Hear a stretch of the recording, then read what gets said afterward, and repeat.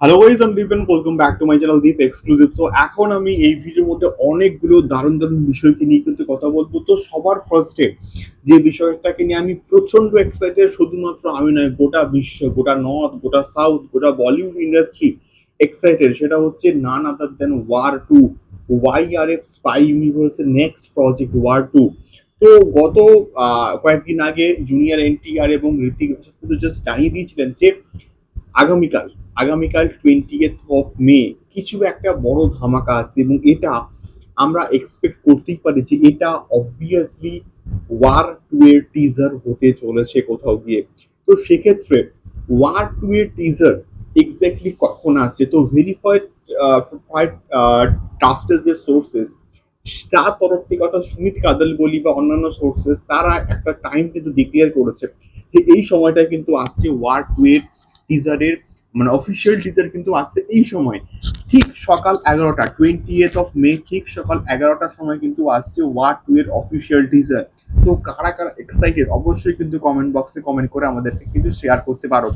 আমি তো অবভিয়াসলি দেখবো। আমি যখন প্রথমবার যখন ওয়ারের যখন টিজারটা এসেছিল, আমি বহুবার কিন্তু দেখেছিলাম। তো এক্ষেত্রে কিন্তু সেই বিষয়টা কিন্তু হবে। আশা করবো ভালো কিছু হবে, বিগেস্ট ব্লাস্ট কিছু হবে। এবং তার সঙ্গে সঙ্গে জুনিয়র এনটিআর এবং ঋত্বিকের যে ফেস অফটা, সেইটা কিরকম হয় এটা দেখার জন্য আমি প্রচন্ড ভাবে কিন্তু এক্সাইটেড আছি। দেখা যাক কেমন হয় ওয়ার 2 এর টিজার। সেকেন্ডলি কথা বলবো সলমান খানের আপকামিং প্রজেক্ট গালওয়ান ভ্যালি। এবং সত্যি বলতে টাইগার 3 বলি বা আমাদের রিসেন্টলি রিলিজ হওয়া যে প্রজেক্টটা সেটা বলি, রীতিমতো কিন্তু বক্স অফিসে ফ্লপ হয়ে গেছে। এবং তারপরে সলমান কিন্তু কাজ করবে অপূর্ব লক্ষিয়ার সাথে।